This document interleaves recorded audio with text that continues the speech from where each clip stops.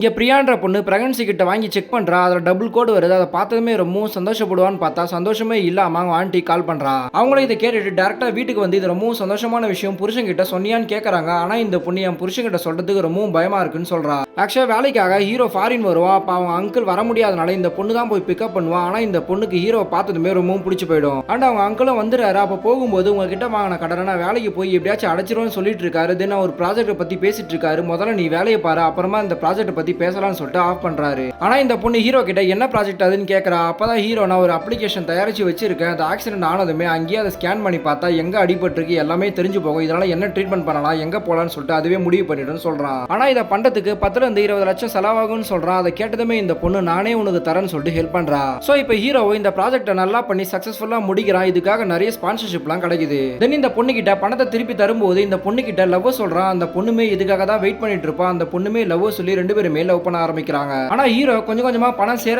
தன்னால தான் இந்த கம்பெனி முன்னேறிச்சு, அதனால யாருமே தேவையில்லைன்னு சொல்லிட்டு ஒவ்வொருத்தரையே விலக ஆரம்பிக்கிறான். ஆனா இவங்க 2 பேரும் மேரேஜும் பண்றாங்க. ஆனா கல்யாணம் பண்ணதுக்கு அப்புறமா அவன் அதே மாதிரி தான் இருக்கா. அதனால இந்த பொண்ணு ரொம்பவும் கஷ்டப்படுறா. சோ இப்போ இந்த விஷயம் தெரிஞ்சதுமே இவங்க இப்ப போய் நீ சொல்லி பாரு, அவர் ஒருவேளை மாறினாலும் சொல்லிட்டு ஹீரோயினை போய் சொல்றாங்க. இந்த பொண்ணுமே ஹீரோ கிட்ட அந்த பிரெக்னன்ட் ஆன விஷயத்த சொல்லலாம்னு போறா. அப்பன்னு பாத்தீங்க அங்கிள் நிறைய பேருக்கு வேலை வாங்கி தர முடியாம ரொம்பவும் கஷ்டத்துல இருப்பாரு. ஆனா ஹீரோ கிட்ட ஹெல்ப் கேட்கலாம்னு சொல்லிட்டு வெயிட் பண்ணிட்டு இருக்காரு. இதை பார்த்ததுமே ஹீரோ கிட்ட போய் இந்த விஷயத்த சொல்றா. ஆனா இவன் என் ப்ராஜெக்ட நான் சொன்னதுமே ரொம்பவும் கேவலமா பேசுறாரு, அவருக்குலாம் நான் ஹெல்ப் பண்ண முடியாதுன்னு சொல்றாரு. அதை கேட்டதுமே இவர் ரொம்பவும் ஃபீல் பண்ணி வெளியே போயிடுறாரு. பார்த்தா அடுத்த நாள் அவர் இறந்தும் போறாரு. அப்பதான் ஹீரோக்கு அவர் இறந்தது உங்களுக்கு ரொம்பவும் கஷ்டமா இருக்கும், அவர் இல்லனா நீங்க இல்லன்னு சொல்லிட்டு ஒரு கால் வருது. ஆக்சுவலா இவன் ப்ராஜெக்ட்டை ரிலீஸ் பண்ணும்போது அவர்கிட்ட தான் இவனை பத்தி கேட்டிருப்பாங்க. இவர் தான் அவர்கிட்ட நல்ல விதமா சர்டிபிகேட் கொடுத்துருப்பாரு. அதனால தான் இந்த ப்ராஜெக்ட்டை அவன் நல்லபடியா நடத்திருக்கான். இப்போ இந்த விஷயம் ஹீரோக்கு தெரிஞ்சதுமே நம்ம பணம் வந்ததுமே ரொம்ப ஆடிட்டோம், நம்ம யார் மனசையும் புரிஞ்சுக்கலன்னு சொல்லிட்டு ஒரு ஃபீல் பண்ணி அழுவ ஆரம்பிக்கிறான்.